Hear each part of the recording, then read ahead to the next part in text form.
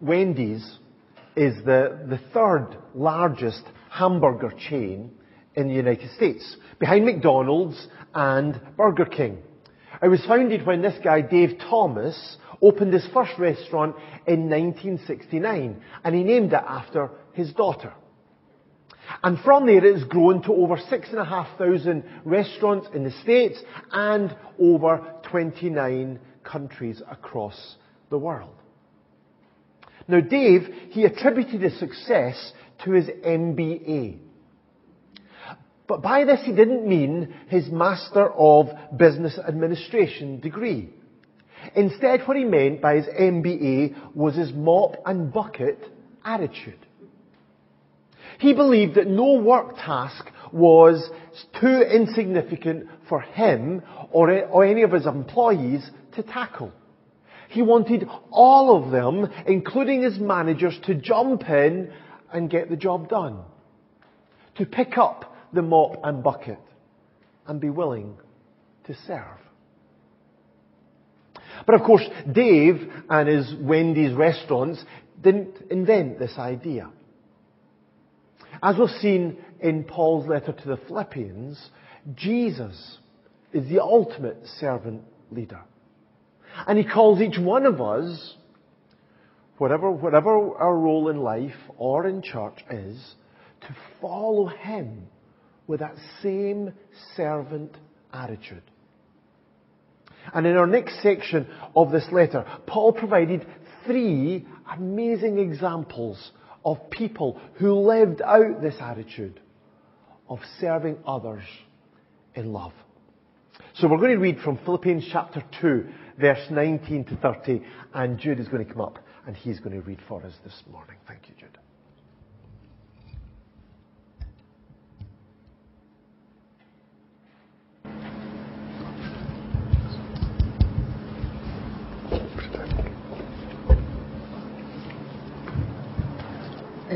I hope in the Lord Jesus to send Timothy to you soon, that I also may be cheered when I receive news to you.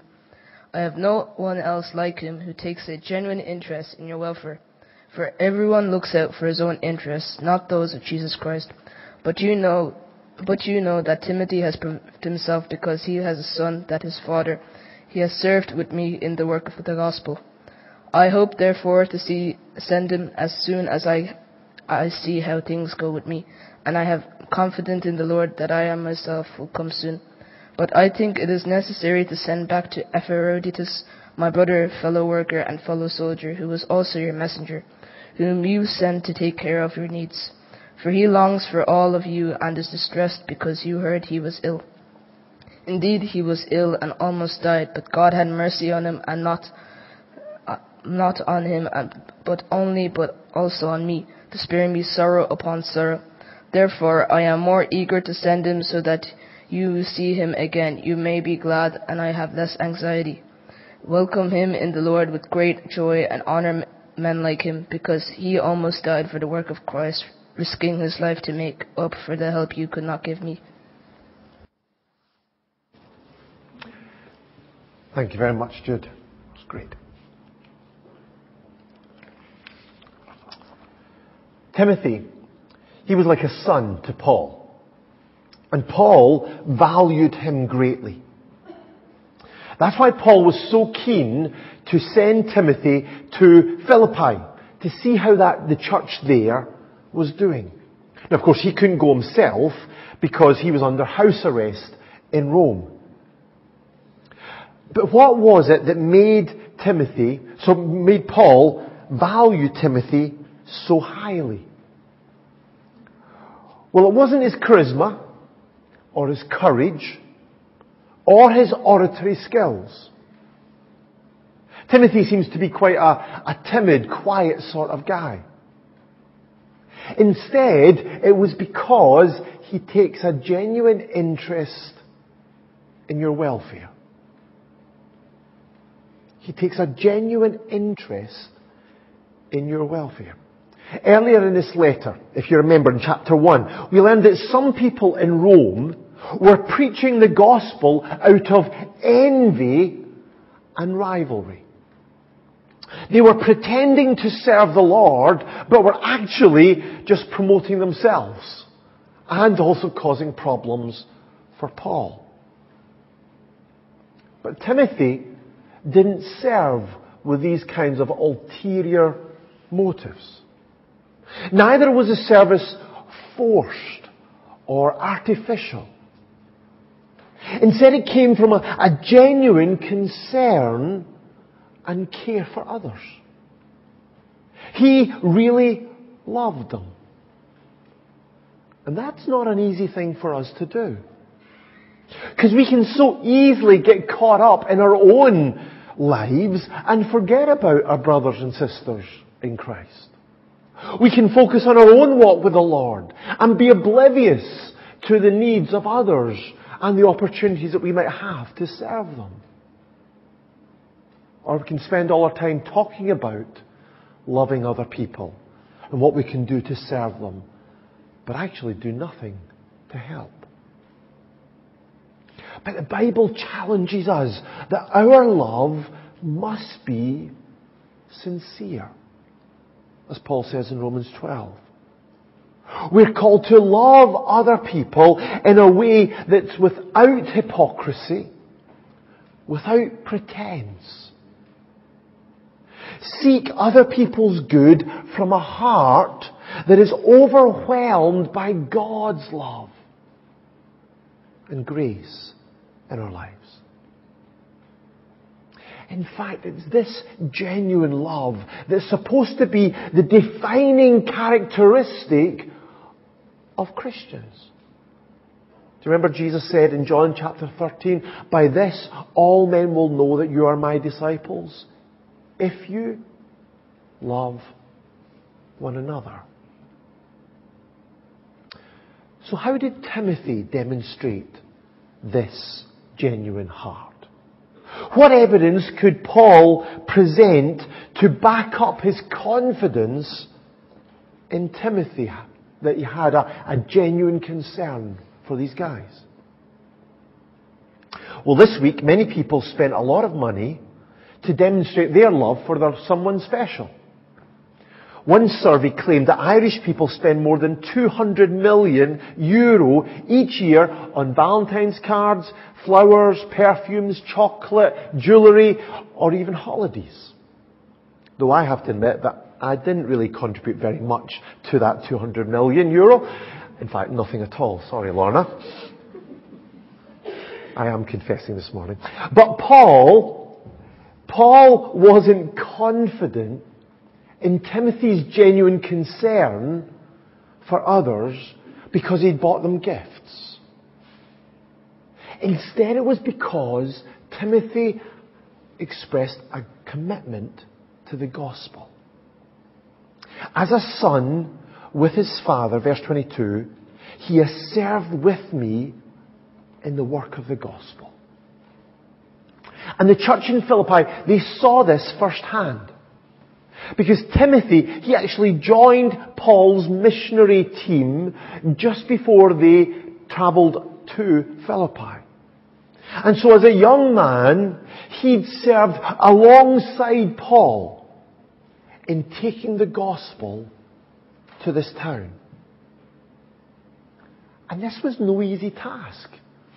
I'm sure you remember that Paul and Silas, they were beaten up and thrown into prison for doing just this.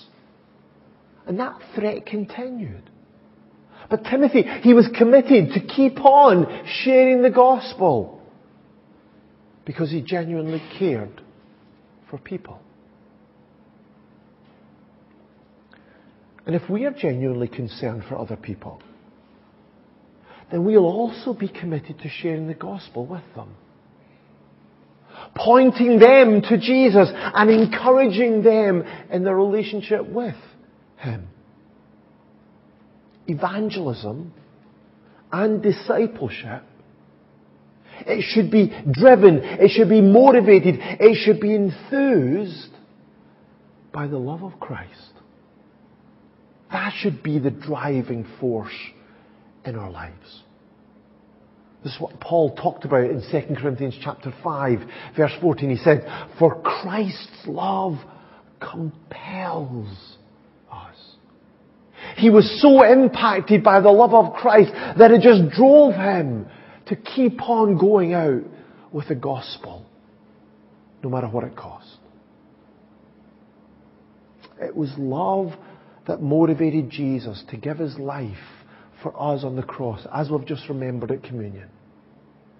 And that same love should lead us to sacrifice our agendas, our plans, our time, our money, even our lives, to introduce people to the Saviour and to encourage them to grow in their relationship with Him. But Timothy was not just committed to sharing the gospel because of his genuine concern for others. This also flowed out of his dedication to Christ. Look at verse 21. Paul said about others, "For everyone looks out for his own interests, not those of Jesus Christ." Everyone looks out for his own interests, not those of Jesus Christ. But Timothy, he was different. Instead of being self-centered and self-absorbed, Timothy was focused on Christ. Jesus was his priority. Jesus was his ambition. Jesus was his Lord. And Timothy expressed that commitment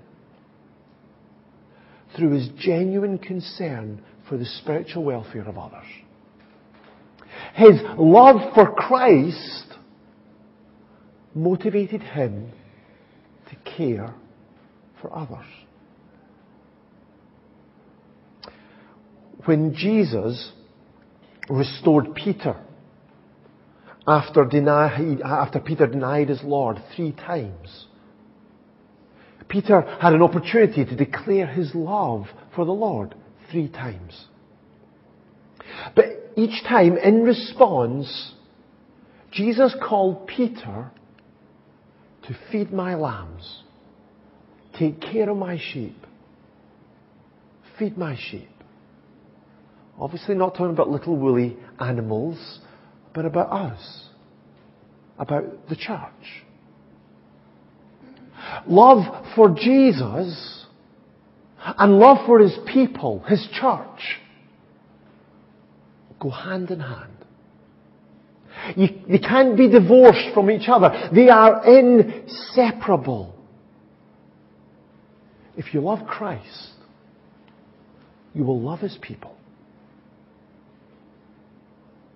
And that's why it's so sad, even shocking, that this selfless love for others was what made Timothy stand out as different.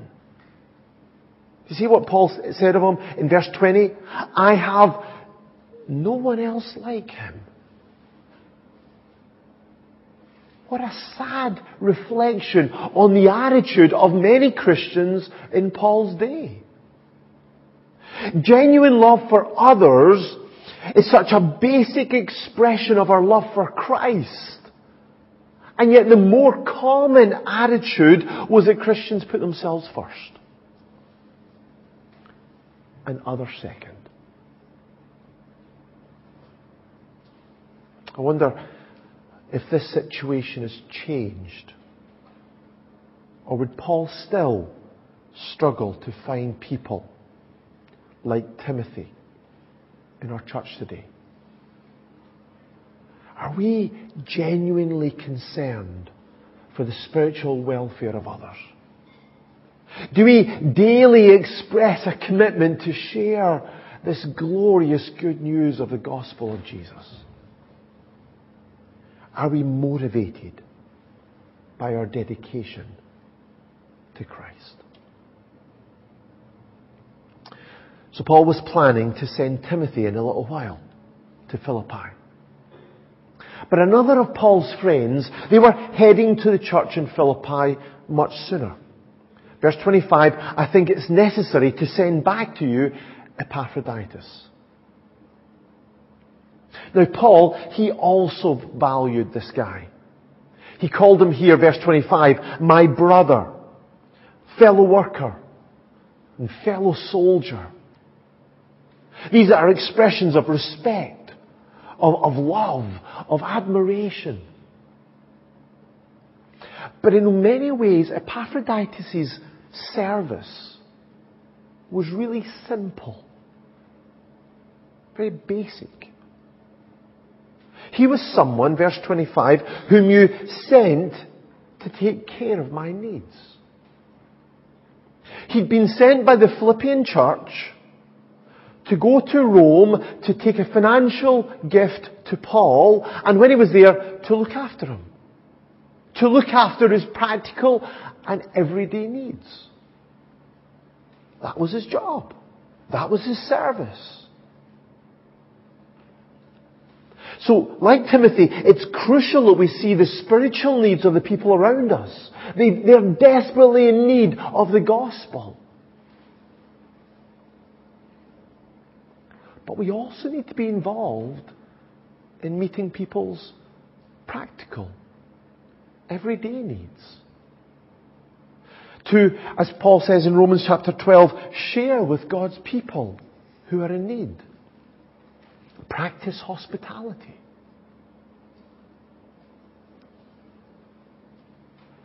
But although this was a really simple service, it's also often costly. In Rome, while Epaphroditus was serving Paul, he was ill and almost died, it says in verse 27. Now, Paul, he didn't go into the reasons for Epaphroditus' illness. We don't know what the illness was or why he got ill. But Paul did say he almost died for the work of Christ. In some way, his illness was connected to his ministry. And it reminds us that in this fallen and sin-cursed world, good people suffer.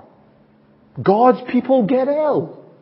Even if we're faithfully serving the Lord, we might still have to battle with ill health. But this incident also helps us to see the heart of this man Epaphroditus. Because even in his illness, when he was nearly dying, he was still concerned for other people. Do you see that? Verse 26. He longs for all of you and is distressed because you heard he was ill. Instead of focusing on how ill he was, instead of lying there and just complaining about how rotten he felt, he was worried about how this would impact others. He was deeply concerned about how his illness had worried the church back home. And he wanted to encourage them. He wanted to relieve their concern. He was thinking about them.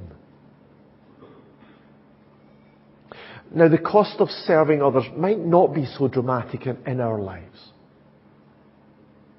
But there's always a cost involved. Maybe in terms of our comfort, in terms of our space, our finances. But probably one of the biggest costs is our time.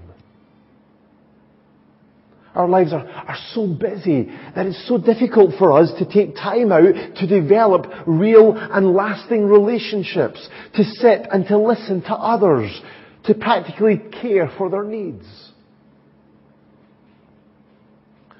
But loving others practically is a crucial part of our Christian lives. This is what John wrote. Let us not love with words or tongue, but with actions and in truth. It's also one of the characteristics of the early church. They didn't just sing or talk or pray about loving other people. They actually lived it out in very practical ways. So Acts chapter 4 says, there was no needy persons among them. Not because God sent money down from heaven. Not because he just miraculously blessed their businesses so that everybody had lots of money. But Acts 4 goes on to say, because from time to time, those who owned lands or houses sold them and brought money from the sales. God provided for the needs of those early Christians through the sacrificial giving of His people. So could it be that there are some Christians today, some of our brothers and sisters in Christ who are in need, who are struggling, because we don't love them as we should, because we are not involved in caring for them as we should? It's a really challenging thought, isn't it? Especially because these days we're not just faced with the needs of those around us. We can actually get involved in meeting the needs of people across this world. It's a great privilege we have these days. But it's also a huge responsibility, isn't it? But did you notice what Paul called this ministry of Epaphroditus? He said, verse 30, it's the work of Christ. He recognized that Epaphroditus, in his practical ministry, was every bit as much a servant of Christ as he or Timothy were in their spiritual ministry. There wasn't kind of a hierarchy of ministry. Oh, preaching the gospel, that's really important. But looking after people, well, that's important, but not quite as much. That's not how Paul saw this. All of this was the work of Christ. And so Paul told the Philippians to welcome him in the Lord with great joy and honor men like him. Epaphroditus, he wasn't working for their praise. He wasn't doing it for the honor. He was serving Christ. But it was really important that church, his home church in Philippi, expressed their appreciation and honor for all that he had done. Because that would bless and encourage Epaphroditus. But it also encourage others to get involved in this unseen and practical and often overlooked ministry of serving others. It would develop a culture within their church of loving others practically, sacrificially. So in church it's right and proper that we respect those who serve in the more public roles, in leadership, in teaching, and leading worship. But we mustn't forget those who serve in more private ways, in more practical ways. We need to honor those people just as much. But of course, even if we fail to do that, if we are lacking in that regard, the wonderful truth is that we know that Jesus values those people who serve that way.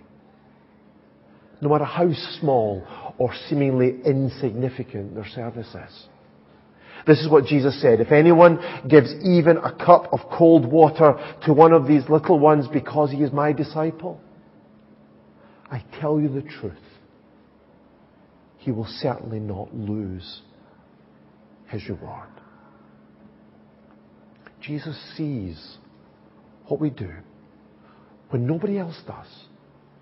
He sees when people go and visit, or just help, or bake something and give it to somebody, or welcome somebody for a cup of tea in their house, or helps tidy it up after church, or 101 other ways that we might serve. This is the encouragement for us to keep going, not to give up. No act of service for Christ will ever go unnoticed or unrecognized or unappreciated by Jesus. So are there practical needs in our church or in our wider community that we could be involved in meeting? Is there someone that God wants us to go out and express His love to in practical ways? We can do this as individuals, of course we can. But we also have a ministry in our church that focuses on this. It's called Helping Hands. It organises the distribution of food in association with Food Cloud, taking spare food from supermarkets and distributing it to those who are in need. But at times it also helps out to people inside and outside of church with other practical issues. Organising lifts to hospital appointments, dinners to those who are ill, visiting those who are on their own, and all those kind of things. It's limited, of course, by the number of people who are involved in it. So if you want to put this into practice today, if you want a very, very tangible way to live this out, then maybe some of you might want to get involved in this ministry. If you do, then please come and speak to me or to Lorna or to Tony or to others who are involved in this. Because it is a simple service, but it is a costly one.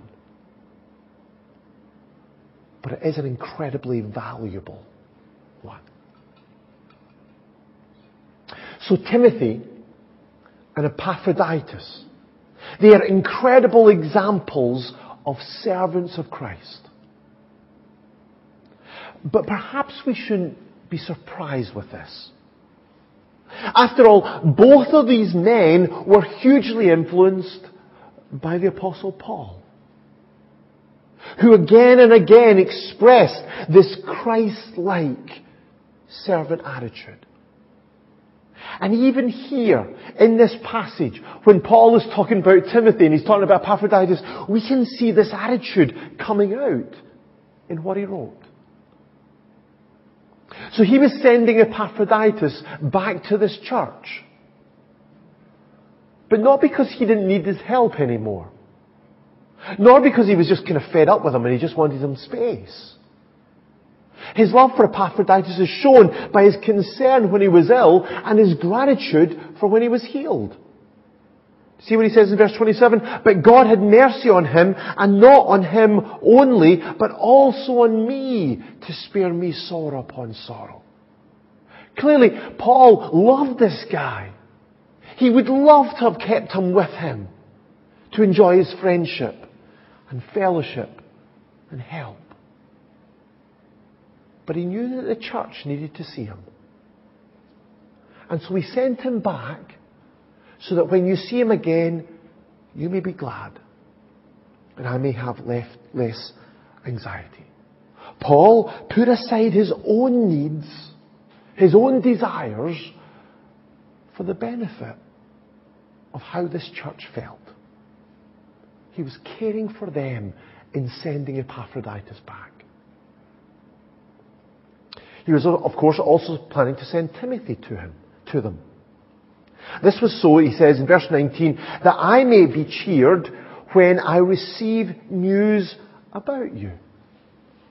You couldn't just pick up the phone or Zoom them to see how they were doing. He sent Timothy back to see how they were doing. Paul had so many problems in his life that we could have forgiven him if he'd just been wrapped up in his own needs and his own issues. He was imprisoned. He was guarded round the clock by Roman soldiers. He was under attack from even some Christians in Rome. And yet his deep concern was to hear about how this little church in Philippi was getting on. He was really concerned for them. But that wasn't all. He wasn't just planning to send Timothy to see how they were. He was also planning to go and see them personally. Do you see that in verse 24? I am confident in the Lord that I myself will come soon. As we've seen, Paul, he hoped that he would be released from custody. But if that happened, if he was released, if he was found not guilty of the made-up charge against him, he wasn't planning a vacation. He wasn't planning a retreat. He wasn't planning to retire somewhere safe, put his feet up and take it easy. He was planning to go right back to the town where he'd been arrested, where he'd been beaten up, where he'd been thrown in jail. He was willing to go right back to that dangerous situation because he valued these people so much.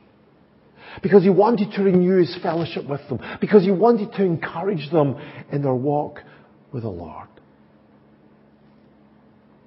That's the kind of man that Paul was.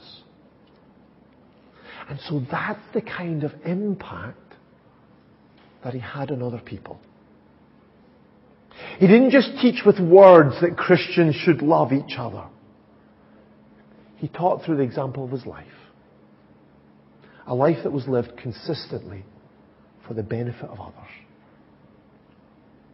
And of course he did this through following the example of Christ. The one who gave up everything for us. This is what he wrote to the Corinthians in 1 Corinthians 11. Follow my example as I follow the example of Christ. So if we want our church to become a more loving community, this is our challenge. How do we influence others so that they can become more loving, more caring, have deeper concern for other people? Well, it's not primarily through teaching them.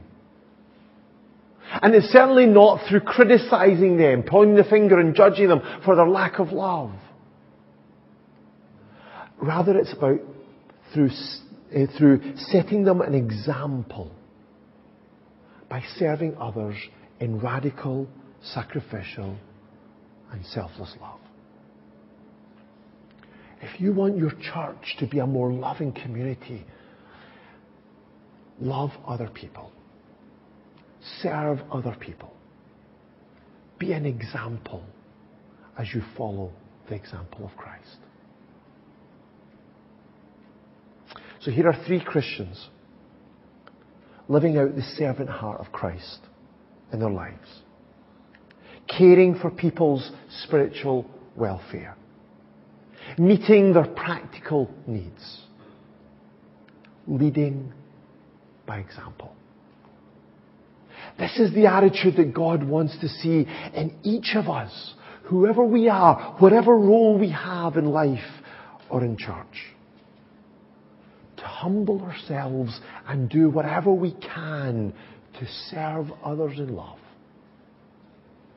And so walk in the footsteps of Christ, who loved us and gave himself for us.